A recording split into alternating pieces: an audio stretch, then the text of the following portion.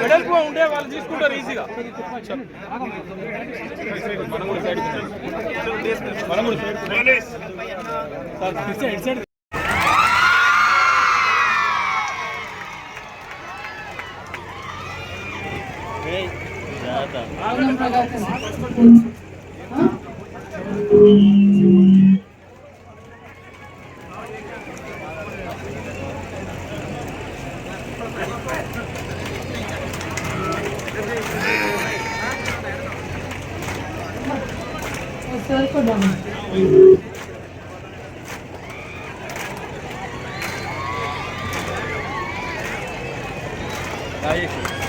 ఇట్లాంటి స్కూల్లో చదివి ముందు పోవాలని మీకు శుభాకాంక్షలు ఇస్తూ ఒక ఇంకా అంశం చెప్తాం.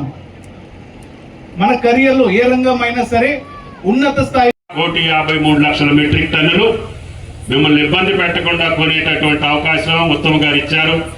నా రైతుల తరఫున వారికి ధన్యవాదాలు తెలియజేస్తున్నా. భవిష్యత్తులో కూడా ఇదే పద్ధతులు కొనసాగుతాయి.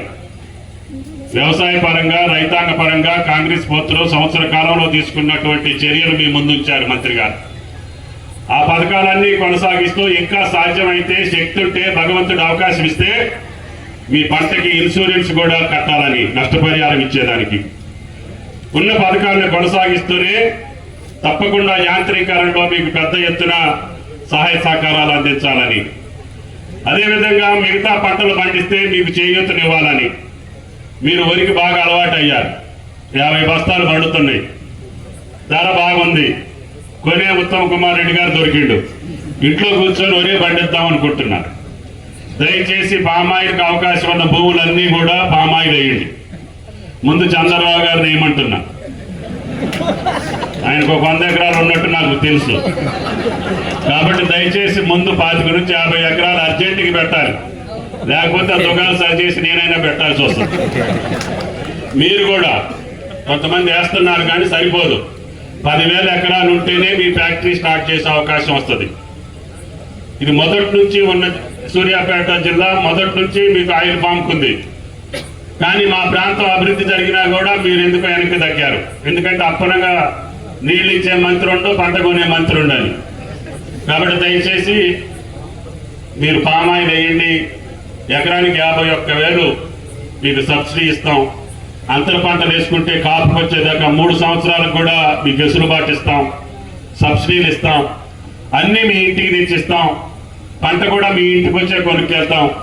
డబ్బులు కూడా మీ అకౌంట్లో 3 రోజులకే వేస్తాం. ఇప్పుడు ఉత్తమ్ గారు ఎట్లయితే మీ డబ్బులు వేస్తున్నారో బోనస్ అను ఎంఎస్పి, నేను అంతకంటే గొప్పగా వేస్తానని చెప్పి కూడా మీకు ఈ సందర్భంగా మనం చేస్తున్నాను. ఈయన గారు సంవత్సరానికి 2 సార్లు ఇస్తారు డబ్బులు, నేను ప్రతి నెల 2 సార్లు ఇస్తాను. మరి మీరు ఆలోచన చేసుకోండి.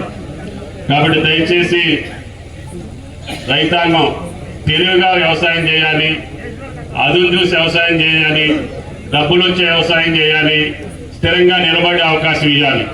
పొద్దాక నాకు రైతు బంధు రాలేదు, రైతు బీమా రాలేదు, రుణమాఫీ రాలేదని అడుక్కునే బతుకు మనకు అవసరం లేదు.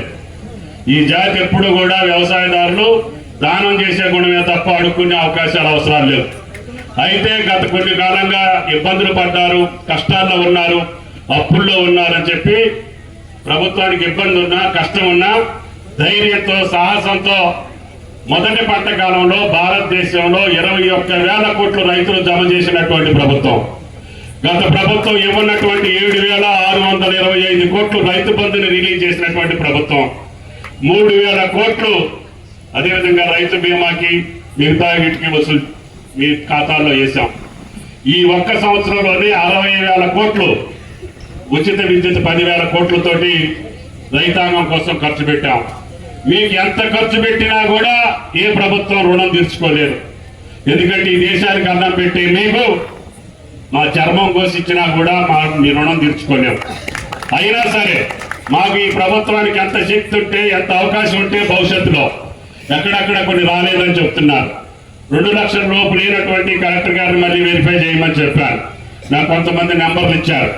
తప్పకుండా వెరిఫై చేసి మళ్ళీ రేపు క్యాబినెట్ లో చర్చించి వాటికి ఏ రకంగా పరిష్కారం చేయాలో తప్పకుండా ఉత్తమ్ గారి సహాయ సహకారాలు తీసుకొని చేస్తానని చెప్పి మీకు ఈ సందర్భంగా సర్వతోముఖాభివృద్ధికి మీ అందరికీ ఎటువంటి కష్టాలున్నా మీ ఉత్తమన్నా మీ పద్మావతి గారు మీ ఎంబడి ఉంటామని చెప్పి మనం చేస్తున్నాం.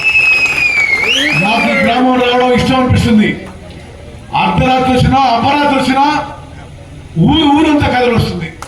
మీ చైతన్యం, మీ అవేర్నెస్, మీ ప్రేమ, మీ అభిమానానికి నేను కృతజ్ఞత మనం చేస్తూ ముగిస్తున్నాను. జై హింద్. సంబంధించి వస్తే చెప్పినారు, ఈ గ్రామం చాలా చైతన్యవంతం. ఈ గ్రామానికి రోడ్డుకు దూరంగా ఉన్న గ్రామస్తులు హైదరాబాద్ దాకా కాదు, అక్కడ దాకా ప్రభావితం చేయగలిగే శక్తులు ఉన్నారనే మాట ఈ సందర్భంగా మీ అందరికీ చాలా నాకు సంతోషం అనిపిస్తా ఉంది. మీ గ్రామంలో ఉన్న చైతన్యం భవిష్యత్తులో ఇంకా ఇక్కడ పడే పిల్లలు ఇక్కడ ఈ గ్రామానికి ఎలా మంచి పేరు తెచ్చినో ఈ గ్రామం నుంచి అనేక ఆనుమత్యాల్ని బయట తీసుకెళ్లే విధంగా పెద్దలంతా కృషి చేయాలని కోరుకుంటూ ఇప్పటికే అనేక మౌలిక సదుపాయాలు గ్రామానికి సంబంధించిన అనేక అంశాలు పెద్దలు గతంలో ఢిల్లీ ప్రెసిడెంట్ కంటే ముందు శాసనసభ్యుడు గారు ఉత్తమ్ కుమార్ రెడ్డి గారు కావచ్చు, దాని తదుపరి ఇవాళ మళ్ళీ అప్పుడు చంద్రరావు గారు కావచ్చు, దాని తర్వాత పద్మావతి గారి నాయకత్వంలో అనేక అభివృద్ధి కార్యక్రమాలు జరుగుతూ ఉన్నాయి. ప్రజల ఆకాంక్షలు తెలిసి ప్రజా సమస్యలు పరిష్కరించే విధంగా ప్రజాపాలనలో 1 సంవత్సర కాలం పూర్తి చేసుకుంటున్న సందర్భంగా మమ్మల్ని ఆశీర్వదించిన మీ అందరూ కూడా మరొకసారి ధన్యవాదాలు చెప్తూ ఈ గ్రామస్తులందరికీ పేరు నమస్కారం చెప్తూ సెలవు తీసుకుంటారు. గతంలో మన ఉత్తమ్ కుమార్ రెడ్డి గారు చెప్పినట్టు ఎప్పుడు కూడా అతి పెద్ద సంఖ్యలో నాకు ఇక్కడ మెజారిటీ దొరుకుతుందన్న 11 మండల నుంచి మరి మన ఎంపీ ఎలక్షన్ వరకు కూడా మనకు అతిపెద్ద మెజారిటీ నాకు ఈ కోదాడలో ఉంచేది కాపుగల్లు గ్రామం. మరి చాలా సంతోషం.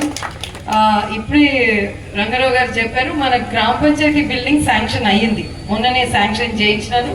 మరి సార్తో లైబ్రరీ కూడా తప్పకుండా శాంక్షన్ చేయిస్తామని సార్ మాట ఇవ్వమన్నారు. కాబట్టి మీరు కూడా అన్ని కోరంగానే అన్ని ఇచ్చినందుకు మీ అందరికీ కూడా మా అందరి తరఫున ధన్యవాదాలు. జై హింద్.